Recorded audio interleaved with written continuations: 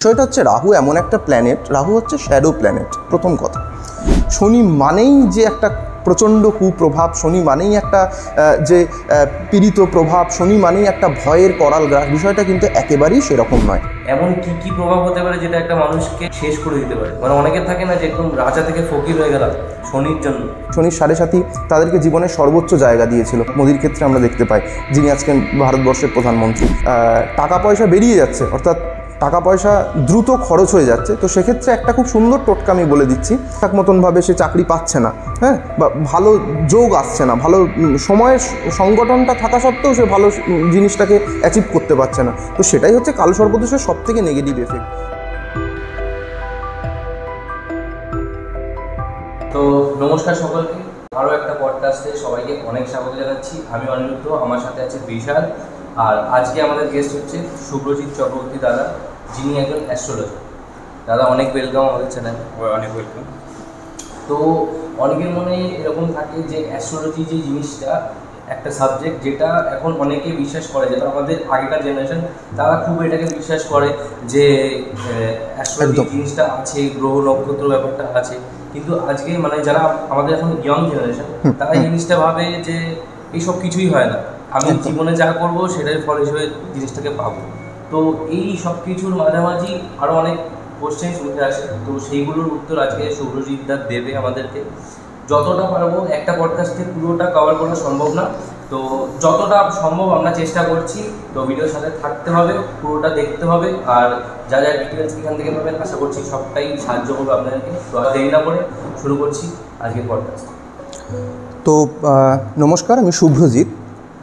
এই জ্যোতিষ পেশাটার সাথে আমি বহুদিন ধরেই যুক্ত রয়েছি। তো মোটামুটি মানুষের যা ফিডব্যাক, হ্যাঁ, এটা একটা সত্যি কথা যে ইয়ং জেনারেশনের মধ্য থেকে যেরকম, শুধুমাত্র ইয়ং জেনারেশন নয়, অনেক আগের জেনারেশনের অনেক মানুষের মধ্যেই এমন একটা দৃঢ় একটা বদ্ধ ধারণা রয়েছে যে মানে জ্যোতিষের উপর তাদের বিশ্বাস নেই। বা ইয়ং জেনারেশনের মধ্যে দেখা যায় যে আমি আমার নিজের পেশাগত জায়গা থেকে দেখি, সেটা হচ্ছে 80% মানুষের মধ্যে এরকম দেখা যায় যে বেশ ভালো ধারণা বা তাদের মধ্যে বেশ ভালো কনসেপ্ট নিয়ে আসছে। 20% বেশ কিছু এদিক ওদিক বা জ্যোতিষশাস্ত্রের প্রতি বিশ্বাস, যোগ্যতা বা নির্ভরতা ঠিক মতন থাকে না। তো বিষয়টা হচ্ছে এই অ্যাস্ট্রোলজি জিনিসটা বা জ্যোতিষশাস্ত্রের যে চর্চা, সেটা হঠাৎ করে বা রাতারাতি সৃষ্টি হয়নি। আজ থেকে দীর্ঘ 1000 বা 2000 বছরের একটা প্রাচীন এই বিদ্যার চর্চা চলে আসছে ক্রমাগত। এবং আর্যভট্ট, বরাহমিহির, জৈমিনীর হাত ধরে যে এই যে চর্চার একটা দীর্ঘ ধারা চলে আসছে, তো সেই ধারাতে আমরা মেইনলি দেখতে পাই যে এটা একটা সম্পূর্ণভাবে থেরাপি। যেরকমভাবে আয়ুর্বেদিক, যেরকমভাবে হোমিওপ্যাথি, যেরকমভাবে অ্যালোপ্যাথি, এটাও একটা থেরাপি, এটাও একটা ট্রিটমেন্ট, যে ট্রিটমেন্টটা কালার থেরাপির মাধ্যমে আলটিমেটলি করা হয়ে থাকে। এখন বিষয়টা হচ্ছে যে এই অ্যাস্ট্রোলজি, সম্পূর্ণ অ্যাস্ট্রোলজি মানে জ্যোতিষ এবং জ্যোতির্বিজ্ঞান, এই দুটোই যেন একই মুদ্রার এপিট ওপিট। যেরকমভাবে আমরা মোটামুটিভাবে যেটা জ্যোতির্বিজ্ঞান, যেটা আমরা অ্যাস্ট্রোনমিতে আমরা দেখি, যেটাকে সূর্যকেন্দ্রিক মতবাদ, সূর্যের চারিদিকে অন্যান্য গ্রহরা ঘুরে চলেছে বা প্রদক্ষিণ করছে, এখানে সেটা হয়ে যাচ্ছে পৃথিবী কেন্দ্রিক, অর্থাৎ পৃথিবীর চারিদিকে যে সমস্ত প্ল্যানেটগুলো রয়েছে তাদের যে পরিক্রমণ বা পরিভ্রমণের উপর বিষয়টা ডিপেন্ড করে। এবার বিষয়টা হচ্ছে যে এরকম অনেকেই প্রশ্ন তোলেন বা প্রশ্ন করেন যে আপনাদের অ্যাস্ট্রোলজিতে তো সূর্যকেও গ্রহ ধরা হচ্ছে, আবার দেখা যাচ্ছে চন্দ্রকেও গ্রহ ধরা হচ্ছে। এটা একটা খুব ভ্যালিড জায়গা। তো সেখানের বিষয়টা হচ্ছে যে সেটা হচ্ছে জ্যোতির্বিজ্ঞান কেন্দ্রিক গ্রহ নক্ষত্রের ধারণা, এখানে জ্যোতিষ কেন্দ্রিক গ্রহ নক্ষত্রের ধারণা। প্রত্যেকটি জিনিসই যেরকম পৃথিবীতে মহাজাগতিক, একে অপরের উপর নির্ভরশীল, প্রত্যেকটা বস্তুকণা একে অপরের উপর যেরকম একটা আকর্ষণের একটা কাজ করে, এই অ্যাস্ট্রোলজিতেও তাই। প্রত্যেকটা বিষয়ের উপর অন্তরঙ্গভাবে জড়িত। যেরকম আমরা অমাবস্যা বা পূর্ণিমা তিথিতে দেখি, যেমন সূর্যচন্দ্রের আকর্ষণে জলভাগের উপর একটা বিরাট বড় প্রভাব পড়ে, হ্যাঁ, জোয়ার বা ভাটা তৈরি হয়। ঠিক একই রকমভাবে জড়ভাগের উপরেও কিন্তু তার একটা বিরাট প্রভাব পড়ছে, যেটা হয়তো খালি চোখে আমরা দেখতে পাই না। ঠিক একই রকমভাবে প্রত্যেকটা গ্রহ নক্ষত্রের কোনো না কোনোভাবে প্রত্যক্ষ বা পরোক্ষ প্রভাব কিন্তু আমাদের এই মহাবিশ্বের উপর পড়ছে। তো এই বিষয়টাই আমরা প্রাচীন যারা আমাদের সায়েন্টিস্ট রয়েছেন, যারা অ্যাস্ট্রোলজির উপর ক্রমাগত রিসার্চ করে গিয়েছেন, সেই সূত্রের উপর আমরা কাজ করছি। এবং সেই কাজ করতে করতে আমাদের এখনকার সময়েও আমরা যারা কাজ করছি এই নিয়ে আরও মডার্ন, আরও নতুন নতুন জিনিসের উদ্ভাবন করছি, তারা সত্যি কথার অর্থেই ফলিত, অর্থাৎ একটা প্রেডিকশন, একটা নির্ভরযোগ্য ক্ষেত্র তৈরি করতে সাহায্য করছি। বস্তুত বলে রাখা প্রয়োজন, ইসলামিক পিরিয়ডে যখন নালন্দা বিশ্ববিদ্যালয়কে পুড়িয়ে দেওয়া হয়, আমাদের জ্যোতিষশাস্ত্রের মহা আকর অনেক গ্রন্থ প্রায় 4 মাস ধরে পুড়েছিল। তো সেই জায়গায় যদি আমরা দেখি, আজ ভারতবর্ষ জ্যোতিষশাস্ত্রে এখন যে একটা অবিশ্বাসের ক্ষেত্র তৈরি হয়েছে বা অবিশ্বাসের ক্ষেত্র মানুষ নিয়ে বহন করছে, সেটা থাকতো না বললেই চলে। আরও অনেক অ্যাডভান্সড গতিতে আমরা এগিয়ে যেতাম বা অনেক অ্যাডভান্সড নতুন নতুন রিসার্চের ক্ষেত্র তৈরি হতো। তো বিষয়টা অবিশ্বাসের ক্ষেত্র একেবারেই নয়, জ্যোতিষশাস্ত্র একটা সম্পূর্ণ সত্য। কেউ যদি অন্ধকার ঘর করে ঘরের ভিতরে থেকে সকালের উদিত সূর্যকে মনে করে যে সূর্য ওঠেনি, অন্ধকারই রয়েছে, তো তাকে তো জানলাটা খুলতে হবে, দেখতে তো হবে যে সূর্যটা উঠেছে কিনা। জ্যোতিষশাস্ত্রও ঠিক তাই, একটা সত্য সাবজেক্ট, তার জন্য জানলা খোলার দরকার আছে, সূর্যটাকে দেখার দরকার আছে, এবং সেই বিশ্বাসের উপর দাঁড়িয়ে বলা উচিত যে হ্যাঁ জ্যোতিষশাস্ত্র ঠিক। তো এটাই হচ্ছে ব্যাপার। জ্যোতিষশাস্ত্র একটা থেরাপি, জ্যোতিষশাস্ত্র একটা ট্রিটমেন্ট, এবং এটাও সেই ট্রিটমেন্টের উপর অনেক কিছু বিষয়ের উপর, কালারের উপর নির্ভর করে কাজ করে। অ্যাস্ট্রোলজির মধ্যে অনেকগুলো গ্রহ আছে, 8টা বা 9টা, একদম। তো এর কি কি প্রভাব হয়, মানে বা এই প্রভাবের ফলে অনেকজনের খারাপও হয়েছে, অনেকজন ভালো প্রভাব পেয়েছে, একদম। এই বিষয়টা একটু বলতে পারেন? হ্যাঁ, নিশ্চয়ই। আমাদের অ্যাস্ট্রোলজিতে 9টা প্ল্যানেট রয়েছে। এই 9টা প্ল্যানেটের মধ্যে রয়েছে সূর্য, চন্দ্র, মঙ্গল, বুধ, বৃহস্পতি, শুক্র, শনি এবং রাহু এবং কেতু। রাহু কেতু হচ্ছে ছায়া প্ল্যানেট বা ছায়াগ্রহ। তো প্রত্যেকটা প্ল্যানেট, কোনো প্ল্যানেটই কিন্তু খারাপ নয় বা কোনো প্ল্যানেটই কিন্তু ভালো নয়। প্রত্যেকটা প্ল্যানেটকে অ্যাজ এ অ্যাস্ট্রোলজার বা একজন শিক্ষাবিদ হিসাবে যেটা দেখা প্রয়োজন, প্রত্যেকটা প্ল্যানেটের পজিটিভিটি রয়েছে, প্রত্যেকটা প্ল্যানেটের নেগেটিভিটি রয়েছে। জ্যোতিষের ছক যখন আমরা বিচার করব বা জ্যোতিষের চার্ট যখন অ্যানালাইসিস করব, তার উপর নির্ভর করে আমরা বলতে পারবো যে কার ক্ষেত্রে কোন গ্রহটা বেশি পরিমাণে প্রভাবশীল বা ফলদায়ী গ্রহ, কার ক্ষেত্রে প্রভাবশীল নয় বা ফলহীন গ্রহ। তো সেইটা নির্ভর করছে সম্পূর্ণভাবে গ্রহদের অবস্থান, অবস্থিতি এবং কোন প্ল্যানেট কার উপরে কীভাবে ফল দিচ্ছে আর কি, এর উপর ডিপেন্ড করে। এই গ্রহের মধ্যে আমার একটা সবচেয়ে জানার ইচ্ছা হচ্ছে রাহু। হ্যাঁ, রাহু অনেকজনকে মানে খারাপ জিনিসও দেয়, যার ফলে শনি জড়িত হয়ে যায়। তো এই রাহুর কারোর মধ্যে ভালো করার জন্য কি কি উপায় আছে যদি আপনি বলতে পারেন? বাহ, খুব সুন্দর প্রশ্ন। বিষয়টা হচ্ছে রাহু এমন একটা প্ল্যানেট, রাহু হচ্ছে শ্যাডো প্ল্যানেট। প্রথম কথা,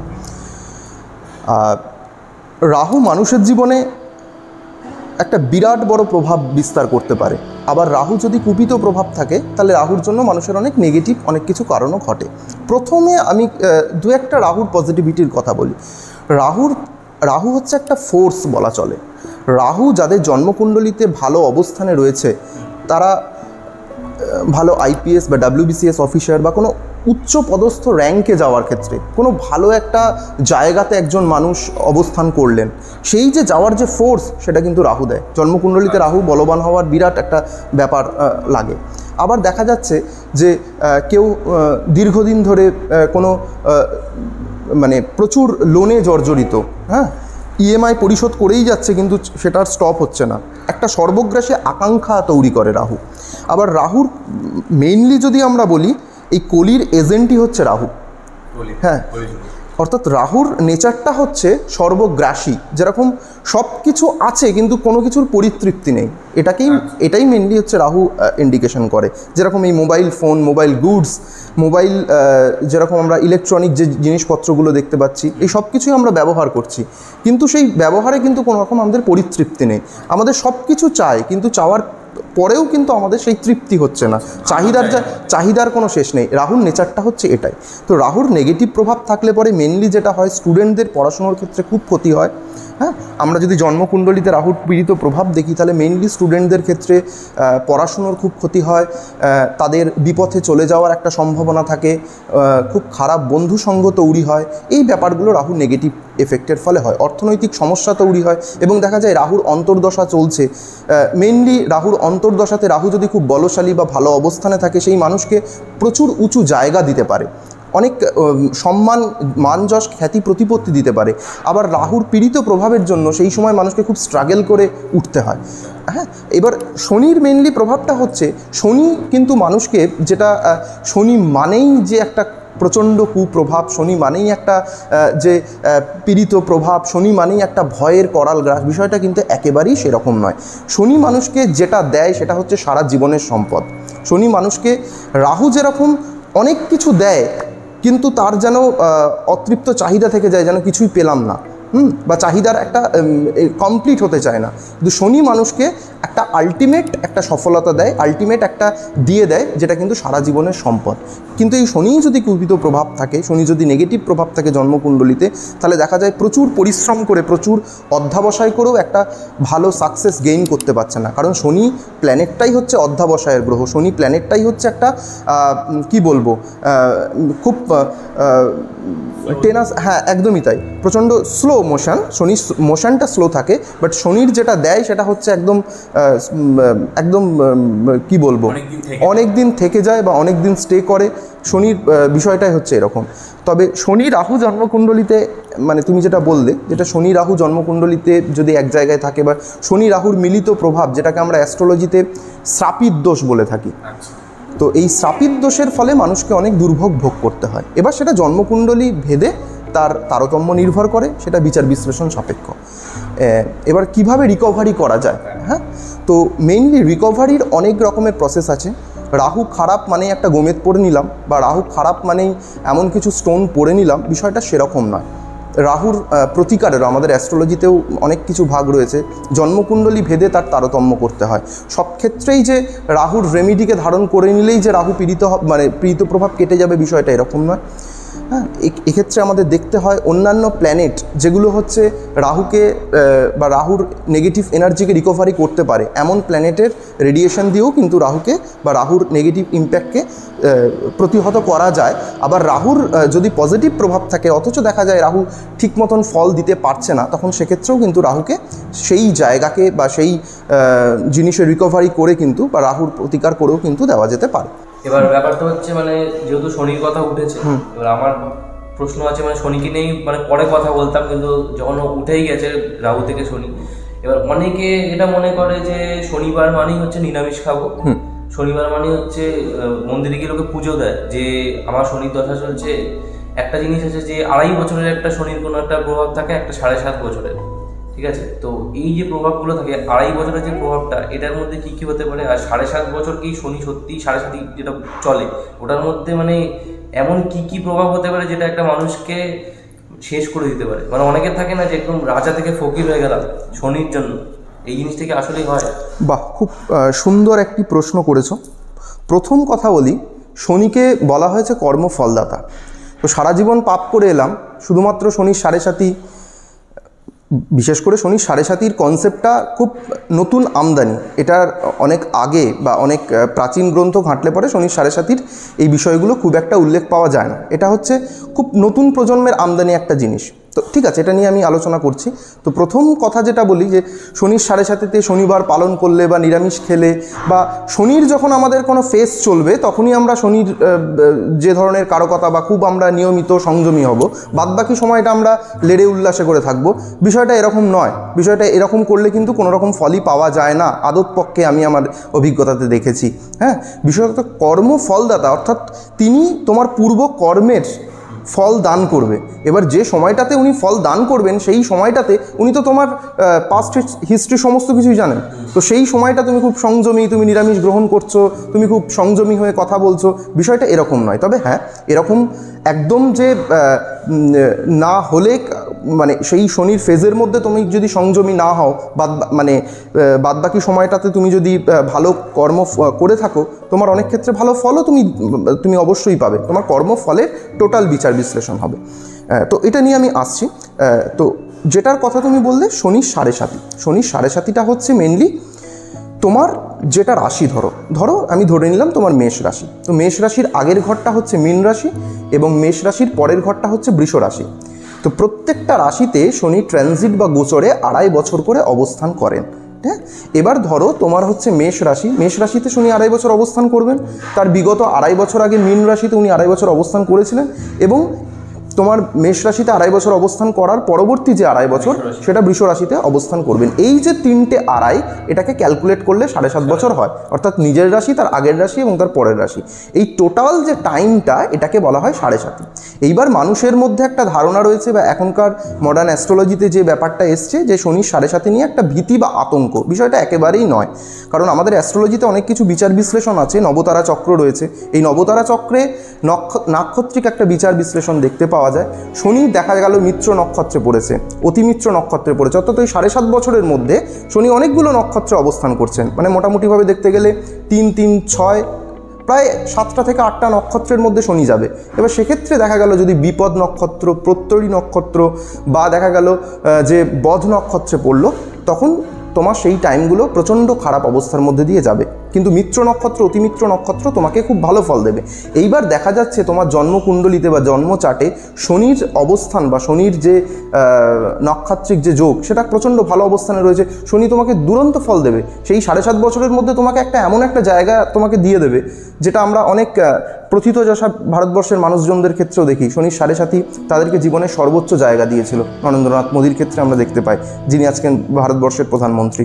তো বৃশ্চিক রাশিতে ওনার যখন শনির 7.5 চলেছিল তখন উনি সেই জায়গাটা অ্যাচিভ করেছিলেন। তো শনি মানুষকে যেটা দেয় সেটা হচ্ছে পার্মানেন্ট সেটেলমেন্ট, একদম চিরস্থায়ী দিয়ে দেয়। তো শনির পীড়িত প্রভাবে, অর্থাৎ তার কর্মের তিনি ফল পেয়েছেন সেই সময়ে। এবার দেখা যাচ্ছে কোনো মানুষ দীর্ঘদিন দুষ্কর্ম করে এসছেন, সেই শনির 7.5 চলাকালীন তিনি মহাপুণ্যবান হয়ে গেলেন। বিষয়টা এরকমভাবে কখনোই বিরাট ফললাভ করা যাবে না।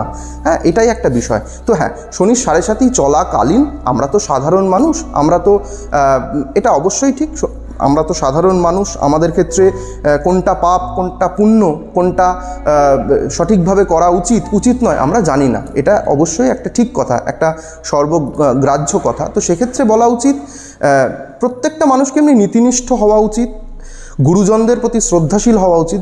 যেহেতু শনি হচ্ছে বৃদ্ধ কারক গ্রহ, উনি সবসময় দেখেন আমাদের থেকে বড়জন যারা রয়েছেন, বয়োজ্যেষ্ঠজন যারা রয়েছে, গুরুজন যারা রয়েছে, তাদের ক্ষেত্রে আমরা কতটা শ্রদ্ধা বা সম্মান করছি, এই বিষয়টাকে আমাদের ঠিক রাখতে হবে, নাম্বার 1। নাম্বার 2 যেটা অত্যন্ত বলা কর্তব্য, সেটা হচ্ছে গিয়ে শনি হচ্ছে গিয়ে লেবার শ্রেণীর প্রতিনিধি।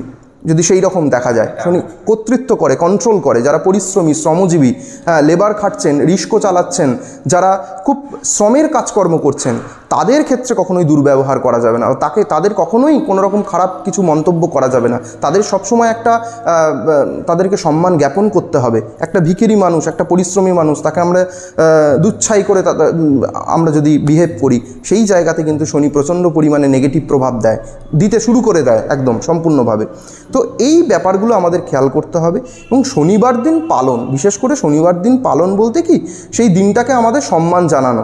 শনিবার দিন পালন বলতে সেই দিনটাকে আমাদের সম্মান জানানো। বিশেষ করে যদি সম্ভব হয় শনিবার দিন যদি তেল ছাড়া কোনো খাদ্যবস্তু খাওয়া যায়, নিরামিষ শুধু নয়, তেল ছাড়া যদি আমরা খাবার খাই, তাহলে অবশ্যই বেশ কিছুটা পজিটিভিটি হয়।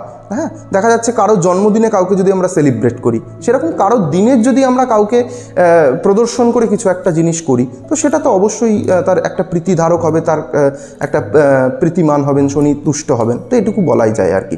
তো বিষয়টা হচ্ছে এটাই। ফলে শনির 7.5 মানেই যে একটা বাজে প্রভাব বা সর্বগ্রাসী আমাকে খেয়ে ফেলবে, বিষয়টা এরকম নয়। হ্যাঁ, এবার শনির জন্মকুণ্ডলিতে দেখা যায় যে কিছু নেগেটিভ প্রভাব কারোর রয়েছে, তো সেক্ষেত্রে কর্মজনিত কিছু সমস্যা হয়, আর্থিক কিছু সমস্যা হয়। তো সেক্ষেত্রে আমাদের অ্যাস্ট্রোলজারদের কাছে এলে পরে তার রেকটিফিকেশান আছে, রিকভারি আছে, সেই ঠিকঠাক মতন যদি থেরাপি যদি করে দেওয়া যায়, অবশ্যই তারা ভালো প্রভাব পায়। এবার নেক্সট যে কোশ্চেনটা আছে সেটা হচ্ছে, মানে এটা অনেকের মনে এটা হতে পারে, ঠিক আছে, এবার আলাদা আলাদা মানুষ আলাদা আলাদা চিন্তা ভাবনা থাকে।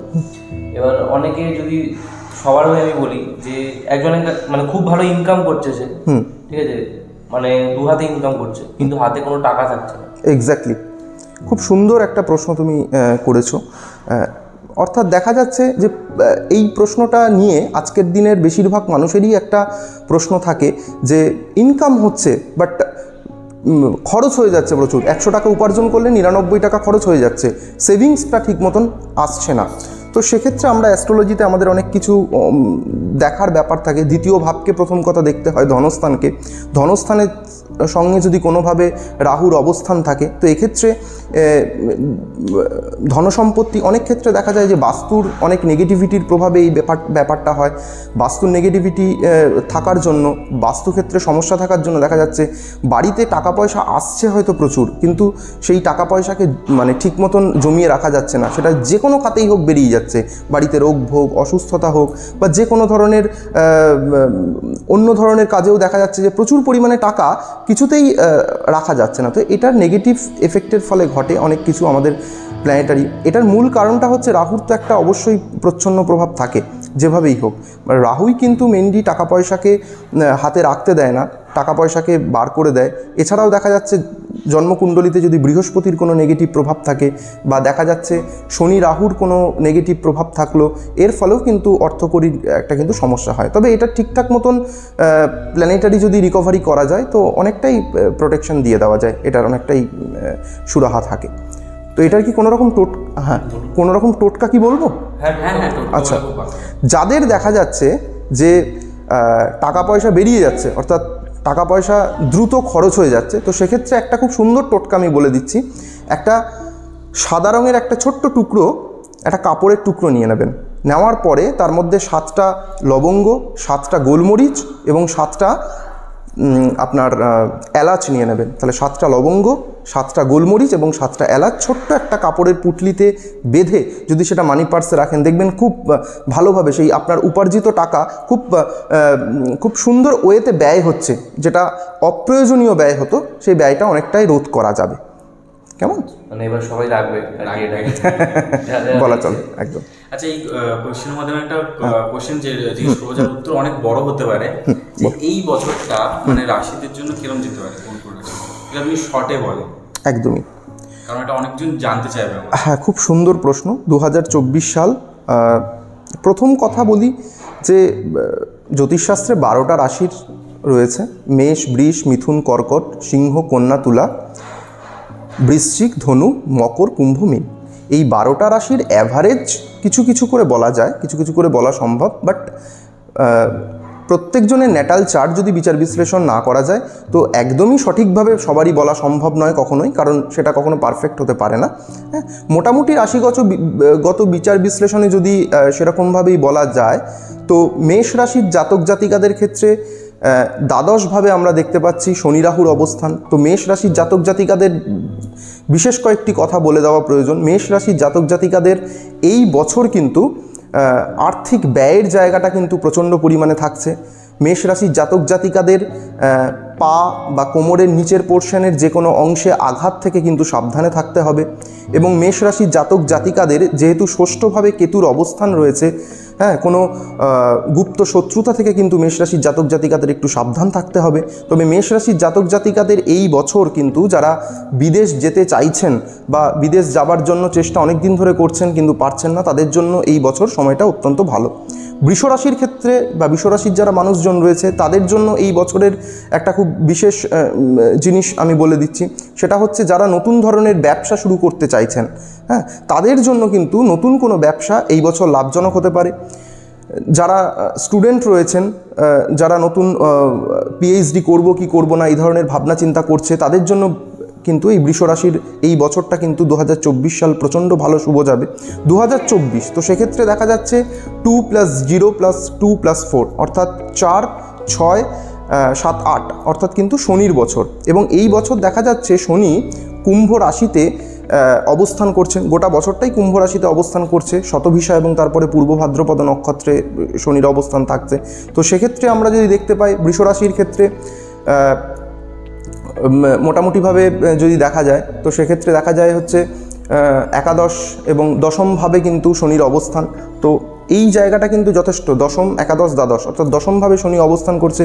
কর্মের জায়গা কিন্তু যথেষ্ট ভালো। বছরের প্রথম ভাগে প্রথম কিছু মাস হয়তো দেখা যেতে পারে জব স্যাটিসফ্যাকশনের অভাব থাকলেও মোটামুটি জুন জুলাইয়ের পর কিন্তু এই জব স্যাটিসফ্যাকশনের অভাব কেটে যাবে এবং কোনো ভালো কোম্পানিতে যারা কোনো একটা কোম্পানির মধ্যে রয়েছে ঠিক মতন প্রোগ্রেস করতে পারছে না, তারা মোটামুটি বছরের মধ্যভাগের পর কোনো বেটার কোম্পানিতে জয়েন করতে পারবে বা সেই কোম্পানিতে কিন্তু উত্তরোত্তর তাদের উন্নতি অবশ্যই বলা যায়। বা অনেক দিন ধরে যারা বৃষ রাশির যারা জাতক জাতিক জাতিকা রয়েছে প্রমোশনের জন্য চেষ্টা করছেন, প্রমোশন হচ্ছে না, তো সেই জায়গাটা যথেষ্ট ভালো। মিথুন রাশির জাতক জাতিকাদের ক্ষেত্রে তো মিথুন এবং কন্যা রাশি দুটোই একসাথে বলে নিচ্ছি। মিথুন এবং কন্যা রাশির জাতক জাতিকাদের ক্ষেত্রে বলাই বাহুল্য এই বছর কিন্তু তাদের বড়সড় কিছু প্রাপ্তির একটা জায়গা কিন্তু আমি দেখেছি। বড়সড় কিছু পেতে পারে, সেটা কোনো প্রপার্টি হতে পারে বা দীর্ঘদিনের কোনো প্রপার্টি রিলেটেড ঝামেলায় যারা জর্জরিত ছিলেন তাদের ক্ষেত্রে বলা যেতে পারে যে কোনো প্রপার্টি রিলেটেড কিছু তারা পেতে পারে, বা অপ্রত্যাশিত কিছু একটা প্রাপ্তি, সেটা কিন্তু মিথুন এবং কন্যা দুটোর ক্ষেত্রেই আমরা দেখতে পাচ্ছি। এবং কর্মের জন্য কিন্তু মিথুন রাশি এবং কন্যা রাশি দুজনের জন্যই কিন্তু এই বছরটা খুব লাকি ইয়ার। এরপর যদি আমরা কর্কট রাশির জাতক জাতিকাদের ক্ষেত্রে যদি আমি দেখি, কর্কট রাশির জাতক জাতিকাদের ক্ষেত্রে একটা কথা বলবো, কর্কট রাশির জাতক জাতিকাদের রোগভোগের দিকে বা শারীরিক দিক থেকে কিন্তু এই বছরটা বেশ একটা সংশয়াসূচক। হ্যাঁ, তাদের ক্ষেত্রে কোনো বোন অর্থাৎ কিন্তু হাড়ের কিন্তু যে কোনো রোগভোগের অপ্রত্যাশিতভাবে চলে এলো এরকম কোনো রোগভোগ, হাড়ের বা নার্ভের কোনো ডিজিজ বা কোমরের কোনো পেইন বা কোনো রকম অনেক আগে হতো যে পেইনটা হঠাৎ করে সেই পেইন বা ব্যথা কিন্তু চলে আসলো, এই ধরনের কিন্তু রোগভোগের কিন্তু আবির্ভাব হওয়ার, অর্থাৎ রোগ থেকে কিন্তু এই বছরটা কর্কট রাশির জাতক জাতিকাদের সাবধান থাকতে হবে। এবং কর্কট রাশির জাতক জাতিকাদের ক্ষেত্রে দেখা যাচ্ছে এই বছরটা কিন্তু যাদের ক্ষেত্রে বিবাহিত জীবনে কিন্তু সমস্যা তৈরি হয়েছে সেটা কিন্তু আরও গুরুতর হতে পারে। বিবাহিত জীবনের ক্ষেত্রে কিন্তু একটু সমস্যাপ্রদ বলাই চলে এই কর্কট রাশির জাতক জাতিকাদের। তবে বছরের শেষভাবে অনেকটা যারা বিবাহিত জীবনে বা বিয়ে করেননি তাদের ক্ষেত্রে হয়তো কিছুটা দিশা বা বিবাহের একটা সুন্দর সংযোগ এই বছরের শেষে হয়ে যাবে, বা যারা ধরুন বিবাহিত জীবন নিয়ে কোনো রকম সমস্যাতে ভুগছেন এই বছরের শেষের দিকে তারা একটা সমস্যার সমাধান পাবেন অবশ্যভাবেই। সিংহ রাশির জাতক জাতিকাদের ক্ষেত্রে এই বছরে মেইনলি যেটা ঘটবে সেটা হচ্ছে মীন রাশির জাতক জাতিকাদের সপ্তম ভাবে শনি অবস্থান করছে, অর্থাৎ যাদের ক্ষেত্রে বিয়ে থাওয়া হচ্ছে না বা তাদের ক্ষেত্রে দেখা যাবে যে মোটামুটি জুলাইয়ের পর একটা খুব সুন্দর একটা জায়গা তৈরি হবে।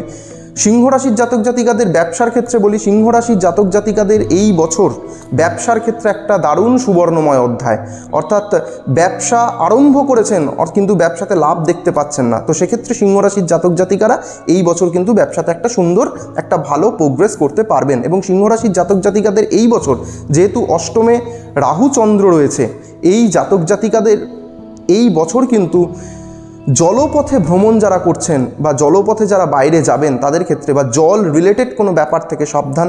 কোনো রকম মানে খাদ্যবস্তু যেগুলো আমরা বাইরের যে ফাস্ট ফুড খাই সেই ধরনের খাদ্যবস্তু থেকে কিন্তু একটু সাবধানতা অবলম্বন করতে হবে। কন্যা রাশির তো আগেই বলেছি। আমি তুলা রাশির ক্ষেত্রে চলে যাই। তুলা রাশির ক্ষেত্রে যদি দেখি, আমি ষষ্ঠভাবে চন্দ্র এবং রাহুকে পাচ্ছি গোচরে, এবং এই দিক থেকে শনি থাকছে আপনার ষষ্ঠ পঞ্চমভাবে রয়েছে, অর্থাৎ তুলা রাশির জাতক জাতিকাদের ক্ষেত্রেও কিন্তু এই বছরটা যারা ফরেনে গিয়ে বা বাইরে গিয়ে পড়াশুনো করতে চাইছে, অর্থাৎ পিএইচডি করতে চাইছে বা বাইরের দেশে বৈদেশিক পড়াশুনো করতে চাইছে, তাদের জন্য এই বছরটা খুব সুন্দর সময়। বা তাদের কিন্তু এই বছর যারা বিদেশে যাওয়ার জন্য একটা প্রস্তুতি নিচ্ছে তাদের জন্য খুব ভালো সময়, নাম্বার 1। নাম্বার 2 হচ্ছে এই বছরটা কিন্তু তুলা রাশির জাতক জাতিকাদের একটা বিষয় বলে রাখি, বাড়ির যারা গুরুস্থানীয় রয়েছে, মা বাবা রয়েছে, তাদের সাথে কিন্তু একটা আইডিওলজিক্যালি ডিবেট হওয়ার একটা জায়গা তো, এবং মানুষের সাথে কথাবার্তার ক্ষেত্রে একটু সচেতন এবং একটু সাবধান থাকতে হবে, কারণ অপ্রিয় সত্যি কথা বেরিয়ে গেলে কিন্তু সমস্যা তৈরি হতে পারে আপনাদের। ফলে এই বছরটা সেক্ষেত্রে একটু সাবধান, টু দ্য পয়েন্ট কথা বলার ক্ষেত্রে একটু সংযমী ভাব রাখা, সংযত থাকা, এগুলো প্রয়োজন। আমি চলে যাই বৃশ্চিক রাশির ক্ষেত্রে। বৃশ্চিক রাশির যারা জাতক জাতিকা রয়েছেন তাদের ক্ষেত্রে কিন্তু এই বছরটা মোটামুটি অ্যাভারেজ দিক থেকে ঠিক থাকবে, কিন্তু মানসিক একটা হতাশা, মানসিক ডিপ্রেশন বলুন, যে কোনো জায়গা থেকে আসবে এবং সেটা কিন্তু গুরুতর আকার নিয়ে নেবে। ফলে মনটাকে আপনারা এই বছরটা কিন্তু সুন্দর এবং সুস্থ রাখার চেষ্টা করুন, কারণ মন আপনাদের এই বছরটা কিন্তু একটা বিরাট বড় একটা গুরুত্বপূর্ণ ভূমিকা নেবে, কারণ মন বা মানসিকতার অবক্ষয় কিন্তু এই বছর আপনাদের অনেক কিন্তু বিপদের দিকে বা বিপথের দিকে চালিত করতে পারে। এছাড়াও যারা বৃশ্চিক রাশির জাতক বা জাতিকাদের ক্ষেত্রে বলি যে এই বছরটা কিন্তু সম্ভাবনাময়, বৃশ্চিক রাশি কিন্তু সম্ভাবনাময়, কিন্তু মন মানসিকতার জায়গাটাতে যদি ঠিক মতন করা যায় তাহলে কিন্তু এই বছরটা তাদের খুব ভালো কাটবে। এবার নিজস্ব ব্যক্তিগত জন্মকুণ্ডলীরও দেখা প্রয়োজন রয়েছে, এমন দেখা গেল, এমন হতেও পারে বৃশ্চিক রাশির জাতক জাতিকাদের উপর মনের উপর কোনো ভালো প্রভাব পড়লই না, ঠিক আছে, চন্দ্রের বলাবল দেখতে হবে। কারণ কি, বিশেষ করে এই বছরে যেটা দেখা যাচ্ছে, বৃশ্চিক রাশি মানে হচ্ছে চন্দ্র নিচস্থ বৃশ্চিক রাশিতে, এবং চন্দ্র এই বছর যেহেতু রাহুর সঙ্গে মিনে একত্রিতভাবে অবস্থান করছে, ফলে এই জায়গাটা কিন্তু একটুখানি সমস্যাপ্রদ। বা যারা ধরুন দেখা যাচ্ছে সন্তানের জন্য প্রিপারেশন নিচ্ছেন, হ্যাঁ, আমি বলবো ভালোভাবে বৃশ্চিক রাশির জাতিকারা ডাক্তারবাবুর সঠিক পরামর্শ নিন, কারণ মিসক্যারেজ হয়ে যাওয়ার একটা সম্ভাবনা কিন্তু থাকছে। পেটের কোনো দুরারোগ্য ব্যাধি, আলসার হতে পারে, গ্যাস্ট্রাইটিস হতে পারে, এই জাতীয় বিষয় থেকে একটু বৃশ্চিক রাশিরা সাবধান থাকবেন। ধনুরাশির জাতক জাতিকাদের ক্ষেত্রে যদি বলা হয়ে থাকে, ধনুরাশির জাতক জাতিকাদের এই বছরটা ফাটকা যে কোনো ধরনের জিনিসে কিন্তু খুব ভালো একটা জায়গা দেবে, এবং বাড়ি থেকে যদি তারা কোনো রকম ব্যবসা করার যদি একটা চেষ্টা করছেন, ধনুরাশির ক্ষেত্রে খুব ভালো ফল দেবে। ধনুরাশির যেহেতু চতুর্থভাবে চন্দ্র এবং রাহুর কানেকশন, এবং তৃতীয়ভাবে কিন্তু শনির একটা যোগাযোগ রয়েছে, এই বছর যারা ধনুরাশির জাতক জাতিকা রয়েছে তারা কিন্তু সোশ্যাল মিডিয়া রিলেটেড যে কোনো কিছু যারা করছেন বা যুক্ত আছেন, সেই জায়গাতে কিন্তু একটা যথেষ্ট ভালো প্রভাব দেবে। ধনুরাশির জাতক জাতিকাদের আরেকটি কথা বলে রাখি, ধনুরাশির বিদ্যার্থী যারা রয়েছেন, বিদ্যার্থীদের ক্ষেত্রে বছরের প্রথম ভাগে একটু সমস্যা সূচক হলেও বছরের শেষের দিকে কিন্তু ধনুরাশি কিন্তু পড়াশোনার ক্ষেত্রে খুব ভালো উন্নতি বা রেজাল্ট কিন্তু করবে। ধনুরাশির যারা ব্যবসায়ীরা রয়েছেন, যারা ব্যবসা করছেন বা কর্মজীবী রয়েছেন, কর্মক্ষেত্র মোটামুটি অ্যাভারেজের দিক থেকে শুভ বলা চলে। এবার আমি চলে যাচ্ছি মকর রাশির ক্ষেত্রে। মকর রাশির ক্ষেত্রে প্রথম কথা বলি, মকর রাশির এই বছরে ব্যয়ের পরিমাণ কিন্তু অত্যন্ত পরিমাণে বাড়তে পারে বছরের প্রথম দিকে। বছরের শেষ দিকে কিন্তু সেভিংসের জায়গাটা আস্তে আস্তে ঠিক হবে। কিন্তু মকর রাশির ব্যক্তিদের ক্ষেত্রে একটা কথা বলি, ব্যয়ের জায়গা বা অর্থনৈতিক জায়গা থেকে কিন্তু আপনারা এই বছর কিন্তু সাবধান থাকুন, কারণ অর্থনৈতিকভাবে প্রচুর টাকা চোট যাওয়া, প্রচুর টাকা চলে যাওয়া, যে টাকা ফিরে আসবে না, টাকা চলে গেল, হ্যাঁ, বা ভুলভাবে কাউকে টাকা দিয়ে দিচ্ছেন, এই জায়গাগুলো থেকে কিন্তু প্রচণ্ড পরিমাণে সাবধান বা সচেতন থাকুন, কারণ মকর রাশির জাতক জাতিকাদের ক্ষেত্রে কিন্তু এই বিষয়টা রয়েছে। অর্থাৎ অর্থনৈতিকভাবে এই বছরটা কিন্তু আপনারা সাবধান থাকুন। মকর রাশির জাতক জাতিকাদের আরেকটি বিষয় বলা হচ্ছে, মুখের কোনো রোগ, দাঁতের কোনো রোগ, জিহ্বার কোনো রোগ, হ্যাঁ, এই জাতীয় জায়গা থেকে কিন্তু আপনাদের একটু সতর্কতা অবলম্বন করতে হবে। কুম্ভ রাশির জাতক জাতিকাদের ক্ষেত্রে এই বছর কিন্তু আধ্যাত্মিক চিন্তা চেতনা, এমনিতেই কুম্ভ রাশির জাতক জাতিকারা আধ্যাত্মিক চিন্তা চেতনা প্রিয় হয় এবং আধ্যাত্মিকতার ইয়েতেই থাকে। তো সেক্ষেত্রে লগ্নে মানে মীন রাশির মধ্যেই যেহেতু শতভিষা নক্ষত্রে এই বছরটা থাকছে, পূর্ব ভাদ্রপদ নক্ষত্রে থাকছে, তারপর উত্তর ভাদ্রপদ নক্ষত্রে গমন করবে, পুরো বছরটাই যেহেতু কুম্ভের মধ্যে শনির অবস্থান এবং দ্বিতীয়ভাবে যেহেতু চন্দ্র রাহু থাকছে, তো সেক্ষেত্রে কুম্ভ রাশির জাতক জাতিকাদেরকেও বলি যে অর্থনৈতিকভাবে কিন্তু একটু সাবধান বা সচেতন থাকতে হবে। ভুল খাতে অর্থ বেরিয়ে যেতে পারে, কিন্তু অপরদিকে কিন্তু এই বছর কুম্ভের যারা জাতক জাতিকা রয়েছেন তাদের স্পিরিচুয়াল ক্ষেত্রে বা আধ্যাত্মিক ক্ষেত্রে যথেষ্ট পরিমাণে উন্নতি হবে এবং অনেক কিছু বিচার বিবেচনার ক্ষেত্রে তাদের একটা পরিবর্তন আসবে। হ্যাঁ, তবে তাদের একটা কথা বলে রাখা প্রয়োজন যে তাদের যারা এই সময় নতুন কিছু করার চেষ্টা করছেন, সেটা ব্যবসায়িকভাবে হোক, নতুন কর্মের জায়গাতে হোক, সেই কর্মের জায়গা বা ব্যবসায়িক জায়গার যে লাভবান হওয়ার জায়গাটা কিন্তু খুবই ভালো। মীন রাশির সবশেষে আমি মীন রাশির ক্ষেত্রে যাই। মীন রাশির ক্ষেত্রে এই বছরটা কিন্তু যথেষ্ট লাভসূচক বলতে এই অর্থ প্রচুর পরিমাণে তাদের হাতে জমা হবে, কিন্তু সেই অর্থ অপরিকল্পিতভাবে বেরিয়ে যাবে। যে প্রসঙ্গে তুমি আলোচনা করছিলে যে অর্থ বেরিয়ে যাচ্ছে কেন, কারণ মীন রাশির বর্তমান বছরে যে ধরনের প্ল্যানেটারি কনজাংশন রয়েছে, সেক্ষেত্রে কিন্তু অর্থ বেরিয়ে যাওয়ার সম্ভাবনা কিন্তু প্রচুর। ফলে অর্থনৈতিক দিক থেকে সমস্ত রাশিচক্রের সমস্ত রাশির মধ্যে মীন রাশিকে একটু সচেতন করে দেওয়া। এই বছর কিন্তু মীন রাশির জাতক জাতিকারা প্রচুর পরিমাণে গেইন করবে। বহু বছর যাবৎ, 5-7 বছর যাবৎ কোনো একটা কাজ হচ্ছিল না, সেই কাজের সঠিকভাবে সফলতা অর্জন করবে। কর্মনৈতিক ক্ষেত্রে দারুণ অগ্রসরতা, কিন্তু মীন রাশির জাতক জাতিকারা কিন্তু এই বছর আর্থিক দিক থেকে একটু সাবধান থাকতে হবে এবং কোনো রকম বাজে নেশার প্রতি কিন্তু অ্যাডিক্ট হয়ে যেতে পারে। ফলে সেই জায়গাটা থেকে কিন্তু মীন রাশির জাতক জাতিকারা এমনিতেই তারা খুব সৎ সরল এবং খুব বিবেকবান হয়ে থাকে, কিন্তু সেই জায়গা থেকে এটাই বলার যে মীন রাশির জাতক জাতিকাদের কিন্তু এই বছর কোনো রকম বাজে নেশার চক্করে তারা চলে যেতে পারে। সার্বিকভাবে মীন রাশি কিন্তু যথেষ্ট উন্নতি সূচক। তো এই মোটামুটি দ্বাদশ রাশির একটা অ্যাভারেজ একটা বিশ্লেষণ। পুরোটা জানতে গেলে পরে ন্যাটাল চার্ট অ্যানালাইসিস প্রয়োজন এবং তার উপর বিচার বিশ্লেষণ করা প্রয়োজন। তাহলে আপনাদের আসতে হবে। হ্যাঁ, আসতে তো হবেই। তার জন্য ডেসক্রিপশন বক্সে নাম্বার দেওয়া আছে, সব কিছু ডিটেলস দেওয়াই আছে। তো সেটা একটা আলাদা বিষয়, কারণ সবাই নিজস্বভাবে আলাদা। তাদের একটা আলাদা চার্ট হয়, ঠিক আছে? তো এটা হচ্ছে মানে ওভারঅল একটা মানে তুমি বললে যে একদম যেতে পারে। একদম একদম একদম। তো একটা কথা বলে দিই, 12টা রাশির জন্য একটা করে টোটকা আমি বলে দিচ্ছি, খুব শর্টে বলে দিচ্ছি, খুব সংক্ষিপ্তভাবে। বিস্তারিত জানতে গেলে অবশ্যই ন্যাটাল চার্ট বিশ্লেষণ করে তার প্রতিকার করতে হবে, কিন্তু স্বাভাবিকভাবে যেটা বলার কর্তব্য সেটা আমি বলে দিই। যেরকম মেষ রাশির জাতক জাতিকারা বেশি পরিমাণে এই বছর ছোলার ডাল খান, হ্যাঁ, ছোলার ডালের ব্যবহার করুন, এবং সত্যনারায়ণের পুজো যারা করছেন না বাড়িতে সত্যনারায়ণের পুজো করুন। বৃষরাশির জাতক জাতিকাদের ক্ষেত্রে বলি যে দুর্গা মন্ত্র বা দুর্গার মন্ত্রের জপ করুন, তাতে আপনারা ভালো ফল পাবেন। যদি আমি মিথুন রাশির জাতক জাতিকাদের ক্ষেত্রে আসি, তো মিথুন রাশির জাতক জাতিকারা এবছর কোনো দরিদ্র ব্যক্তিকে কম্বল দান করুন সেক্ষেত্রে, এবং পিপিলিকাকে খাওয়ান, পিঁপড়েকে খাওয়ান, তাতে ভালো ফল পাবেন। কর্কট রাশির জাতক জাতিকাদের ক্ষেত্রে বলি, কর্কট রাশির জাতক জাতিকারা এই বছর প্রতিটা দিনই পারলে করুন। সেটা হচ্ছে বাড়িতে যারা ঘুম থেকে ওঠার পর কোনো গুরুস্থানীয় ব্যক্তি রয়েছেন, মা বাবা রয়েছেন, অন্তত মা বাবাকে উঠে একটু প্রণাম করুন, ঠিক আছে? যারা সিংহ রাশির মানুষজন রয়েছেন, সিংহ রাশির মানুষজনকে বলি যে প্রত্যহ সকালে উঠে সূর্য প্রণাম একটু করুন, হ্যাঁ, এই অভ্যাসটা তৈরি করুন। এই বছর যারা সিংহ রাশির জাতক জাতিকারা সূর্য প্রণাম করবেন, অনেক আটকে থাকা কাজের কিন্তু সঠিকভাবে সমাধান হবে।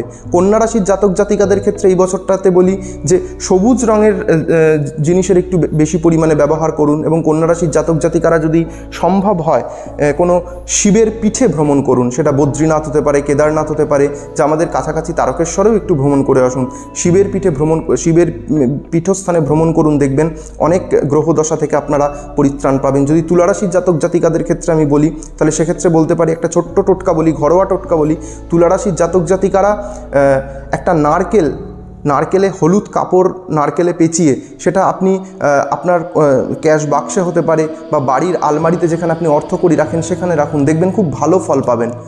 বৃশ্চিক রাশির জাতক জাতিকাদের ক্ষেত্রে আমি বলি যে মৌরি এবং মিছরি নিজের সাথে রাখুন, মাঝে মাঝেই খান, সেটা আপনাদের মানসিক শান্তির ক্ষেত্রে একটা কিন্তু বিরাট প্রতিষেধক হিসাবে কাজ করবে। ধনুরাশির জাতক জাতিকাদের ক্ষেত্রে আমি বলি, ধনুরাশির জাতক জাতিকারা প্রতি বৃহস্পতিবার একটি করে হলুদ সুতো হাতে বাঁধুন, এবং পারলে প্রতি বৃহস্পতিবার একটি রুটি নিজের হাতে তৈরি করুন এবং গুড় মাখিয়ে গরুকে খাওয়ান, গাভীকে খাওয়ান, তাহলে কিন্তু একটা ভালো ফললাভ আপনারা করতে পারবেন। যদি মকর রাশির জাতক জাতিকাদের ক্ষেত্রে বলি, মকর রাশির জাতক জাতিকারা এই বছর স্কাই কালারের বা আকাশি রঙের ড্রেস ব্যবহার করুন, তাতে কিন্তু খুব ভালো ফল পাবেন এই বছরটাতে। এবং মকর এবং কুম্ভ দুটো রাশির ক্ষেত্রেই একটি খুব ভালো টোটকা আমি বলে দিচ্ছি, সেটা হচ্ছে বেশ কিছুটা পরিমাণ 300 গ্রামের সর্ষের তেল শনিবার দিন কিনে নিন, এবং সেই সর্ষের তেলের মধ্যে কিছুটা তিল মিশ্রিত করে দিন। শনিবার দিনই আপনি করবেন, সেটা আপনি স্নান করে করতে পারেন। 300 গ্রাম সর্ষের তেল নিলেন, এই 300 গ্রাম সর্ষের তেলের মধ্যে কিছুটা তিল আপনি দিয়ে দিলেন, এবং সেই তিলটিকে বাড়ির ছাদে উঁচু স্থানে কোনো সেফটি জায়গাতে আপনি রেখে দিন, এবং এটাকে পরের শনিবার ঠিক স্নান টান করে ওঠার পর আপনি এই জিনিসটাকে সরিয়ে কোনো অশ্বত্থ বৃক্ষের তলায় ঢেলে দিন, আবার আপনি জিনিসটিকে রাখুন। এই করলে কিন্তু যাদের মকর রাশি এবং কুম্ভ রাশির জাতক জাতিকা রয়েছেন তারা কিন্তু খুব ভালো ফল পাবেন। মীন রাশির জাতক জাতিকাদের ক্ষেত্রে একটি ছোট্ট টোটকা বলে দিই। মীন রাশির জাতক জাতিকারা পকেটের মধ্যে একটি গিটে হলুদ দেখবেন দশকর্মা দোকানে কিনতে পাওয়া যায়, সেটিকে সাথে রাখুন, দেখবেন খুব ভালো ফল এই বছরটা আপনি পেতে পারেন। তো বিস্তারিত জানতে গেলে, বিস্তারিত করতে গেলে ন্যাটাল চার্ট বিচার বিশ্লেষণ করে বিস্তারিতটা জানা প্রয়োজন। এবার এরপরের যে মানে কোশ্চেনই বলবো, ঠিক আছে? এরপরের যে টপিকটা আমি বলছি সেটা হচ্ছে অনেকের এরকম হয় যে রিলেশনশিপ খুব ভালো চলছে, চলতে চলতে কেটে গেল সেটা, আবার কারোর সাথে রিলেশনশিপ হলো, মানে রিলেশনশিপে কোনোভাবেই সেটা স্থায়ী হচ্ছে না, অথবা বিয়ে ঠিক হলো, সবকিছু গোছগাছ করলো, সবকিছু তোড়জোড় হয়ে গেল, কিন্তু বিয়েটা কোনোভাবে ভেঙে গেল। একদম। তো খুব সুন্দর প্রশ্ন, যে এইটা আজকের দিনের একটা খুব বড় ধরনের প্রশ্ন, যে ব্রেকআপ, হ্যাঁ, বিভিন্ন রিলেশনশিপে ঢুকছে কিন্তু সেই রিলেশনশিপের স্থায়িত্ব ঠিক মতন হচ্ছে না, বা দেখা যাচ্ছে পাত্র বা পাত্রীটি বা ছেলেটি বা মেয়েটি যথেষ্ট উচ্চশিক্ষিত বা চাকরিও করছে, অথচ দেখা যাচ্ছে বয়স গড়িয়ে যাচ্ছে কিন্তু ঠিক মতন বিবাহ হচ্ছে না। পাত্রী হলে পরে দেখা যাচ্ছে ভালো পাত্রী পাওয়া যাচ্ছে না, 35 বছর 38 বছর হয়ে যাচ্ছে কিন্তু ভালো পাত্র জুটছে না। আবার এমনও মানে পাত্রর ক্ষেত্রেও দেখা যাচ্ছে সরকারি চাকরি বা কেন্দ্রীয় সরকারি চাকরি করছে বা ভালো ধরনের একটা উচ্চ পদে প্রতিষ্ঠিত, কিন্তু সুযোগ্য পাত্রী কিছুতেই জুটছে না। তো এক্ষেত্রে দেখা যায় যে আমাদের জ্যোতিষশাস্ত্রে বা জন্মকুণ্ডলিতে ভাবের বিচারে সপ্তম ভাবকে আমরা বিবাহের ভাব বলে দেখি। সেই সপ্তম ভাবের সাথে কোনোভাবে যদি অষ্টম বা ষষ্ঠ ভাবের কানেকশন তৈরি হয় বা কোনো নেগেটিভ প্ল্যানেটের কানেকশন তৈরি হয়, বৃহস্পতির সংযোগ যদি না থাকে, যদি রাহুর সংযোগ থাকে, তাহলে কিন্তু বা অন্যান্য যে পাপ পীড়িত গ্রহাবলীর অবস্থান বা সংযোগ বা কানেকশন থাকে, তাহলে সেক্ষেত্রে কিন্তু বিবাহস্থানে অনেক সমস্যা তৈরি হয়। অনেক ক্ষেত্রে অনেক নেগেটিভ যোগ থাকে, সেই যোগগুলি যদি কোনোরকমভাবে সপ্তম ভাবের সাথে নেগেটিভ কানেকশন করে, তাহলে কিন্তু একটা বিবাহস্থানে সমস্যা তৈরি হয়। এবার সেটা প্রত্যেক এক একজনের চার্ট বিচার করে সেটা দেখা প্রয়োজন। অনেক ক্ষেত্রে দেখা যাচ্ছে যে প্রেম জীবনে সে সফল নয়, অথচ বিবাহিত জীবনে খুব সুন্দর বা স্বাচ্ছন্দ্যময়। দেখা যাচ্ছে যে প্রেম জীবনে দেখা যাচ্ছে 5-6টা প্রেম করে বসে রয়েছে, কিন্তু দেখা গেলো তারপর যে বিবাহটা হলো, সেই বিবাহ জীবনে খুব সুন্দর বিবাহিত জীবন সে লিড করছে। তো এটাও কিন্তু একটা গ্রহগত প্ল্যানেটারি পজিশনে হয়। পঞ্চম ভাবকে আমরা জন্মকুণ্ডলিতে প্রেমের স্থান বলে দেখি। এবার পঞ্চমের সাথে কোনোরকমভাবে অষ্টম বা দ্বাদশের কানেকশন ঘটলো বা 12th হাউসের কানেকশন ঘটলো, সেক্ষেত্রে দেখা যাচ্ছে কিছুতেই তার প্রেম টেকে না। বা রাহুর কানেকশন দেখা যাচ্ছে পঞ্চমের সাথে যুক্ত হয়ে রয়েছে, সে এক জীবনে এত প্রেম করেছে, মানে প্রতিদিনই একটা করে প্রেম করছে দেখা যাচ্ছে। তো এই ধরনের ব্যাপার বা অবৈধ অনেক ব্যাপারগুলো যুক্ত থাকে। তো এই বিষয়টা সম্পূর্ণভাবেই বিচার সাপেক্ষ। তবে হ্যাঁ, অবশ্যই ঠিক যে জ্যোতিষশাস্ত্রে এটাও একটা থেরাপি। ঠিকঠাকভাবে রেকটিফিকেশান করলে পরে এখান থেকে সম্পূর্ণভাবে পরিত্রাণ পাওয়া যায়। তো এইটা সম্পূর্ণভাবে নির্ভর করে যে প্ল্যানেটারি কনজাংশনের উপর, গ্রহগত অবস্থানের উপর সম্পূর্ণটা নির্ভর করে মেনলি। যদি ধরো এরকম হলো যে কারোর কাছে টাকা পয়সা নেই, সেই রেমেডিগুলো নিতে পারবে না, এবার গ্রহর প্ল্যানেটারি যে চেঞ্জেসগুলো, ওগুলো তো হতেই থাকছে, সব গ্রহ তো এক জায়গায় থাকছে না সবসময়। তো যদি কেউ কিছু না করে, এটা কি নিজে নিজে কাটা সম্ভব নাকি হবেই না? কিছু তো আমাদের প্রারব্ধ ভোগ করতেই হবে। যেটা আমরা ন্যাটাল চার্টে পেয়ে এসছি তার প্রারব্ধ অবশ্যই ভোগ করতে হবে। কিন্তু রেমিডি বা কালার থেরাপি, আমাদের অ্যাস্ট্রোলজি যেরকম ডাক্তারবাবুর কাছে গেলে পরে দেখা যায় ডাক্তারবাবু আমাদের মেডিসিন দেন, তো আমাদের অ্যাস্ট্রোলজিতেও মেডিসিন হচ্ছে কালার, ঠিক আছে? তো কালারের উপর বেস করেই কিন্তু আমাদের মেন থেরাপিটা করতে হয়। তো সেক্ষেত্রে সবারই ক্ষেত্রে এবার রেমিডিরও অনেক বিচার ভাগ বিশ্লেষণ রয়েছে। এটা এরকম নয় যে অ্যাস্ট্রোলজি রেমিডির জন্য লক্ষ লক্ষ টাকা খরচ করতে হয়, বিষয়টা এরকম নয়। হ্যাঁ, মানুষ ভেদে তার যাদের সাধ্য নেই সেই অনুসারেও কিন্তু তার রেমিডির বিচার বিশ্লেষণ রয়েছে। এটা যথার্থ একজন জ্যোতিষ, যিনি জ্যোতিষশাস্ত্রে জ্ঞান রাখেন, তিনিই একমাত্র মানুষ ভেদে মানুষকে কিন্তু সঠিক ট্রিটমেন্ট দিয়ে দিতে পারেন। তো এটা হচ্ছে কালার থেরাপি।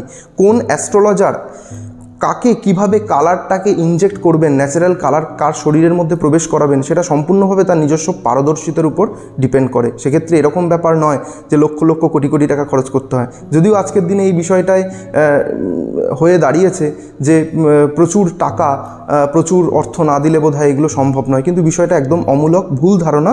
অনেক কম খরচে, অনেক মানুষের সাধ্যের মধ্যে খরচের মধ্যেও কিন্তু জ্যোতিষশাস্ত্রের প্রতিকার প্রতিবিধান করা সম্ভব। কেমন? তো এই বিষয়টা নিয়ে ভয় পাওয়ার বা অযথা ভীতির কোনো কারণ নেই। অ্যাস্ট্রোলজির রেমিডি খুব সহজ উপায়েই হয় এবং খুব সহজ পদ্ধতিতেই হয়। কেমন? যেহেতু মানে বিয়ের কথা উঠেছে, হ্যাঁ, ঠিক আছে, এবার এটা আমি অনেক জায়গায় শুনেছি, ঠিক আছে, শোনার আমার এটা শোনা কথা, আমি কারো দেখিনি যে একটা মেয়ের মাঙ্গলিক আছে, ঠিক আছে, এবার তার বাড়িতে বিয়ে ঠিক হচ্ছে, সে তার হাজব্যান্ডকে বলছে বা তার হাজব্যান্ডের বাড়িতে বলছে যে আমাদের মেয়ে কিন্তু মাঙ্গলিক, ঠিক আছে। এবার মাঙ্গলিকটা এই যে বলে দিচ্ছে মাঙ্গলিক যে বলে দেওয়ার পরে আরো একটা কথা শুনেছি যে হাজব্যান্ডের নাকি ক্ষতি হয়, হাজব্যান্ড নাকি মারা যেতে পারে, এরকম একটা কথা চলে এসছে। তো এইটা কতটা সত্যি? এটা সম্পূর্ণ ভুল ধারণা। এরকম আমি অনেক চার্ট দেখেছি, অনেক জন্মকুণ্ডলী দেখেছি যে একজন মাঙ্গলিক নয়, অথচ খুব সুন্দর বিবাহিত জীবন তারা বিবাহিত জীবনের মধ্যে রয়েছে। এই সবটাই হচ্ছে বিচার সাপেক্ষ। দেখা যাচ্ছে জন্মকুণ্ডলিতে লগ্ন, চতুর্থ, সপ্তম, অষ্টম এবং দ্বাদশভাবে যদি মঙ্গল অবস্থান করে সাধারণত মাঙ্গলিক বলা হয়। এবার মাঙ্গলিকটাকে একটা খুব খারাপ দোষ হিসাবে দেখা হয়েছে জ্যোতিষশাস্ত্রে, কিন্তু বিষয়টা এটা একটা অনেক আধুনিক কালের আমদানি, যে বিষয়টাকে খুব গুরুতর দোষ হিসেবে দেখা হয়েছে, বিষয়টা সেটা নয়। দেখা যায় মাঙ্গলিক যোগ থাকলে পরে বা এমন কিছু ধরনের রেকটিফিকেশন বা এমন কিছু ধরনের সমন্বয় ঘটে বা এমন ধরনের কিছু ক্যারেক্টারিস্টিক ঘটে যেটা কিনা অপর পক্ষের বা অপোজিট সেক্সের মানুষেরও কিন্তু থাকা প্রয়োজন, যার জন্য বলা হয় যে মাঙ্গলিক পাত্রের সাথে মাঙ্গলিক পাত্রীর বিবাহ দেওয়া প্রয়োজন। তো মাঙ্গলিক যোগটা বা মাঙ্গলিক দোষটা কিন্তু সম্পূর্ণভাবে দেখে কিন্তু বিবাহ বিচার করা উচিত, বিষয়টা কিন্তু এরকম নয়। মাঙ্গলিক দোষের সাথেও অষ্টকূট বিচার বলে আমাদের জ্যোতিষশাস্ত্রে একটা বিষয় রয়েছে, সেই অষ্টকূট বিচারটাকেও কিন্তু প্রাধান্য আমাদের দিতে হবে। তো মাঙ্গলিক দোষের সাথে আরও অনেক কিছু বিষয় রয়েছে, সেই বিষয়গুলোকে একত্রিত করে কিন্তু বিবাহর জায়গাটাকে বিশ্লেষণ করা উচিত। শুধুমাত্র মাঙ্গলিক যোগ মানেই যে একটা ভয়াল প্রভাব, খারাপ প্রভাব, বা মাঙ্গলিক যোগ মানে এরকম একটা মানুষের ধারণা রয়েছে যে যদি পাত্রীর থাকে তাহলে পাত্র মারা যায়, বা পাত্রের যদি থাকে তাহলে পাত্রী মারা যায়, এই বিষয়টা অমূলক। এই বিষয়টা একটা খুব সেকেলে ধারণা।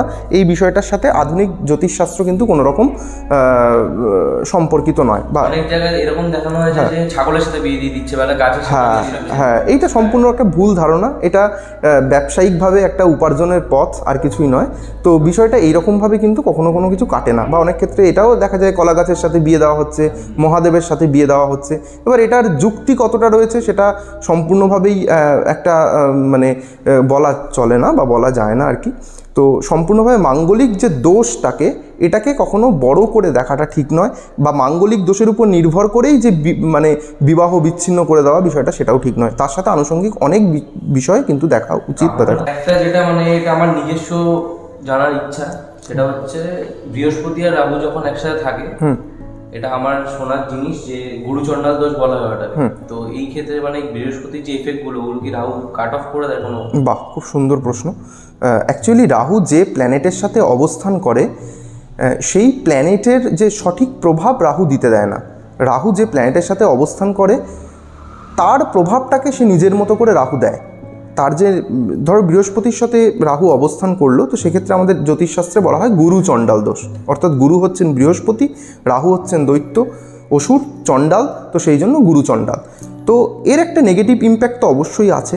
রাহু বৃহস্পতি গুরুচণ্ডাল দোষের প্রভাবে যেটা হয়, যাদের জন্মকুণ্ডলিতে থাকে তারা একটু বিজ্ঞ টাইপের হয়, বা একটুখানি নেগেটিভ বিজ্ঞতার একটা নিদর্শন দেখায়, এবং তারা গুরুজনদের গুরুসুলভ প্রকৃতি দেখায় না, বা শ্রদ্ধার ভাবটা কিন্তু কমে যায় তাদের মধ্যে, এবং এই বিষয়গুলো থাকে। এবং মানে সম্পূর্ণ জীবনে না হলেও অন্তত বৃহস্পতির মধ্যে যখন রাহুর কোনো ছোট ছোট দশা অন্তর্দশা আসছে, বা বৃহস্পতির মধ্যে যখন রাহুর একটা কনজাংশন আসছে, সেই সময়ে কিন্তু তাদের কিন্তু একটা মিসআন্ডারস্ট্যান্ডিং তৈরি হয়। যারা গুরুসুলভ ব্যক্তি বা গুরুজন সুলভ ব্যক্তি, তাদের সাথে কিন্তু একটা তিক্ততার সম্পর্ক তৈরি হয়।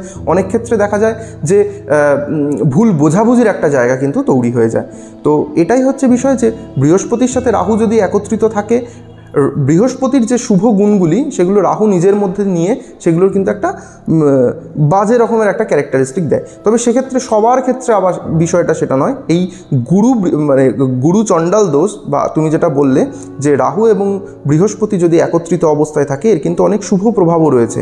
হ্যাঁ, এবার সেটা কিন্তু কুণ্ডলী বিচার করে দেখতে হবে। রাহু যদি শুভ অবস্থানে থাকে, বৃহস্পতি রাহু দুটোই যদি শুভকারক গ্রহ হয়, তাহলে গুরুচণ্ডাল দোষে খুব ভালো ফল পাওয়া যায়। এরকমও দেখা গেছে গুরুচণ্ডাল দোষের অন্তর্দশা বা দশা অন্তর্দশাতে বা গুরুচণ্ডাল দোষ কিন্তু মানুষকে কিন্তু একটা খুব বড় পদ দিয়েছে, বা দেখা যাচ্ছে বড় কোনো সরকারি সম্মান লাভ করতে সাহায্য করেছে। এটাও কিন্তু গুরুচণ্ডাল দোষের প্রভাবে দুটো ফেসই থাকে, পজিটিভও থাকে, নেগেটিভও থাকে। ঠিক আছে, এই কালসর্পযোগের কিছু নেগেটিভ এফেক্টও থাকে, আবার কিছু পজিটিভ এফেক্টও আমরা পাই। তো মেনলি কালসর্প যোগ যেটা বলা হয়, যেটা বললাম যে রাহু এবং কেতুর একদিকে সমস্ত গ্রহদের অবস্থান এবং আরেকদিকে 5টি ঘর সম্পূর্ণভাবে ফাঁকা অবস্থায় থাকছে। তো মেইনলি কালসর্প যোগের যে নামকরণটি, কাল মানে সময়, সর্প মানে হচ্ছে সাপ, অর্থাৎ কালকে যে সর্প পেঁচিয়ে রাখছে, অর্থাৎ সময়ের প্রভাব সময়ে উপলব্ধি করা যাচ্ছে না। দেখা যাচ্ছে যে কারোর জন্মকুণ্ডলিতে বর্তমান যে গ্রহাবস্থা বা দশা অন্তর্দশা, এই সময়টি তার ক্ষেত্রে খুব শুভ সূচক, অথচ সেই সময়ের প্রভাব সে পাচ্ছে না। দেখা যাচ্ছে এই টাইমে হয়তো কারোর কোনো বেটার কিছু করার যোগ বা জায়গা, আমরা জ্যোতিষশাস্ত্রীরা যারা ভালো করে জ্যোতিষশাস্ত্রটাকে বুঝি তারা দেখে বলতে পারবো যে এই সময়ে হয়তো তার কোনো একটা ভালো জিনিস ঘটতো, কিন্তু সেটা সে পাচ্ছে না। অর্থাৎ সময়ের ফল সময়ে পাচ্ছে না। অর্থাৎ সময়কে যে সর্প পেঁচিয়ে রাখে তাকেই বলা হয় কালসর্প। অর্থাৎ দেখা যাচ্ছে কারোর একটা খুব ভালো চাকরির সময় চলছে, অথচ সে কোনো না কোনোভাবে চাকরিকে সে মানে ভালো ফল করতে পারছে না, বা ঠিকঠাক মতনভাবে সে চাকরি পাচ্ছে না, হ্যাঁ, বা ভালো যোগ আসছে না, ভালো সময়ের সংগঠনটা থাকা সত্ত্বেও সে ভালো জিনিসটাকে অ্যাচিভ করতে পারছে না। তো সেটাই হচ্ছে কালসর্পদোষের সবথেকে নেগেটিভ এফেক্ট। তো কালসর্প যোগ যাদের জন্মকুণ্ডলিতে থাকে মেনলি দেখা গেছে একটু বেশি বয়সের পর তারা কিন্তু খুব ভালো সুনাম অর্জন করতে পারে। 35-36 বছর বয়সের পর একটু বেশি বয়সে তারা কিন্তু আলটিমেট সাকসেসটা পায়, এবং সেটা কিন্তু অনেক মানুষের ক্ষেত্রে দেখা গেছে বেশ ভালোই হচ্ছে। তবে মেনলি কালসর্পদোষে একটা প্রভাব থাকে, তাদের একটু সাংসারিক জীবনে কিন্তু একটু অশান্তি থাকে, বাড়ির বা গৃহসুখ থেকে তারা কিছুটা বঞ্চিত হয়, কিন্তু তাদের পারিপার্শ্বিক বা বহির্জগতের ক্ষেত্রে আবার তারা খুব ভালো ফল পায়। কেউ যদি রাজনীতি করেন, হ্যাঁ, সেক্ষেত্রে রাজনৈতিক বাইরের জগতে সমাজের ক্ষেত্রে খুব ভালো ফল পাচ্ছেন। মেনলি কালসর্পদোষটা এরকম। এছাড়াও দেখতে হয় কালসর্প যোগ কারোর জন্মকুণ্ডলিতে রাহু এবং কেতুর অবস্থান কোন কোন ভাবে বা কোন কোন ঘরে রয়েছে। রাহু এবং কেতু যে ভাবে বা যে ঘরে রয়েছে সেই ভাবের নেগেটিভ এফেক্টটা খুব সাধারণত বেশি পরিমাণে দেয়। দেখা গেল কারোর লগ্নে রাহু, সপ্তমে কেতু অবস্থান করছে, দেখা গেল শারীরিক নেগেটিভ এনার্জি দিচ্ছে, বিবাহিত জীবনে সমস্যা দিচ্ছে, এই ব্যাপারগুলো হয়। চতুর্থভাবে রাহু কালসর্পদোষে যদি থাকে তাহলে দেখা যায় যে গৃহগত ক্ষেত্রে তাদের খুব বেশি পরিমাণে সমস্যা তৈরি হচ্ছে। তো এই ব্যাপারগুলো, তবে কালসর্প যোগ মানেই যে ভয়ের বা দুশ্চিন্তার, কালসর্প দোষ মানেই বোধহয় মানে আমাকে সর্প কেটে ছিন্ন বিচ্ছিন্ন করে দিচ্ছে, কালসর্প মানেই বোধহয় সাপের স্বপ্ন দেখছে, সাপ থেকে দূরে থাকতে হবে, এরকম বহু ধরনের খারাপ যে ধরনের খারাপ বলবো না, ভুল যে গুজব, সেটা সম্পূর্ণভাবেই একটা অমূলক। এটা নিয়ে ভীতির কোনো কারণ নেই। হ্যাঁ, এটার একটা বিচার্যতা রয়েছে, এটার একটা বিশ্লেষণ রয়েছে। কালসর্প যোগ একটা জ্যোতিষশাস্ত্রের হাজারো যোগের মধ্যে একটা মাত্র যোগ। তো এই যোগেরও কিছু সুপ্রভাব, কিছু কুপ্রভাব রয়েছে, তার বিশ্লেষণ রয়েছে, এইটুকুই যা। তো আজকের পডকাস্ট এখানেই শেষ হচ্ছে। অনেক কিছু আমরা আলোচনা করেছি, প্রায় হয়তো সব কিছুকে একটু একটু করে টাচ করে আমরা গেছি, আবার অনেক কিছু টাচ করিনি, কারণ একটা ভাস্ট সাবজেক্ট। তো শেষ করার আগে আমি তোমাকে জিজ্ঞেস করবো যে কেমন লাগলো কথা বলে, আর আমাদের সাথে তুমি ফার্স্ট টাইম, আমি তোমার সাথে মিট করলাম, তুমি আমার সাথে মিট করলে, আমাদের সাথে কেমন লাগলো? ভীষণই ভালো লাগলো। অনিরুদ্ধ একজন খুব, প্রথম কথা হচ্ছে ও খুব ভালো একজন মানুষ, এবং ওর সাথে কথা বলে আমার খুবই ভালো লেগেছে। এবং সবথেকে বড় কথা, ওর প্রশ্নগুলো খুব যুক্তিযুক্ত ছিল, যেটার উত্তর দিতেও আমি খুব স্বাচ্ছন্দ্য বোধ করেছি, এবং আশা করি যারা অডিয়েন্স রয়েছে, যারা ওপাশে রয়েছেন, তারা উপকৃত হবেন এবং জ্যোতিষ সম্পর্কে বেশ কিছুটা আলোক এবং উজ্জ্বল কিছুটা জ্ঞানে সমৃদ্ধ হতে পারবেন এই আশা রাখি। তো আগামী দিনে অনিরুদ্ধ আরও এগিয়ে যাবে এই কামনায় রাখি, এবং ওর স্বপ্ন সার্থক হোক, বাস্তবায়িত হোক, এটাই কাম্য। তো এত কিছু ডিসকাস হয়েছে পডকাস্টের মধ্যে, যাদের যদি আরও কোনো প্রবলেম থাকে, অনেকের অনেক কিছু প্রবলেম থাকে যেটা একটা পডকাস্টে বলা সম্ভব নয়, তো তারা দাদার সাথে কন্ট্যাক্ট করতে পারেন। ডিসক্রিপশন বক্সে দেওয়া আছে সব ডিটেলস, লোকেশন, ফোন নাম্বার সব কিছু দেওয়া থাকবে, কোনো অসুবিধা কারণ হবে না। কারণ আমরা এটাই চেষ্টা করি সবসময় যে সব রকমভাবে যাতে সবার হেল্পটা হয়। সবার প্রবলেম সেম থাকে না, এখানে যা যা ডিসকাস করলাম এর বাইরেও অনেক কিছু প্রবলেম থাকতে পারে। তো যেটা দাদা বলেছিল যে চার্ট দেখে, নক্ষত্র দেখে সবার আলাদা আলাদা চার্ট তৈরি হয়, তো সেইভাবে যদি হেল্প পেতে চান তাহলে দাদার সাথে কন্ট্যাক্ট করতে হবে, তার সাথে কন্ট্যাক্ট করুন। আমি বলছি এতক্ষণ ধরে আমার এক্সপিরিয়েন্স থেকে বলছি যে অবশ্যই আপনারা হেল্প পাবেন। আর এরপরেও দাদাকে আমরা ডাকবো। আপনাদের যদি ভালো লাগে পডকাস্টটা লাইক করবেন, পডকাস্টটা কমেন্ট করে জানাবেন কি কি পডকাস্ট আপনারা দেখতে চাইছেন, কোন কোন মানুষের সাথে দেখতে চাইছেন সেটা অবশ্যই জানাবেন। আর চ্যানেলকে সাবস্ক্রাইব করতে ভুলবেন না, কারণ সাবস্ক্রাইব করলে আমরা এন্থু পাবো, আমরা এগিয়ে যেতে চাই, সবাই এগিয়ে যেতে চাই। যেরকম এই জগৎটা এগোচ্ছে, দুনিয়া এগোচ্ছে, সবাই সবার মতো এগোতে চাইছে। তো এই কথা বলেই পডকাস্টটা শেষ করছি। দেখা হবে অন্য একটা নতুন পডকাস্টে অন্য একজন মানুষের সাথে, অন্য একজন গেস্টের সাথে। সবাই ভালো থাকবেন। নমস্কার।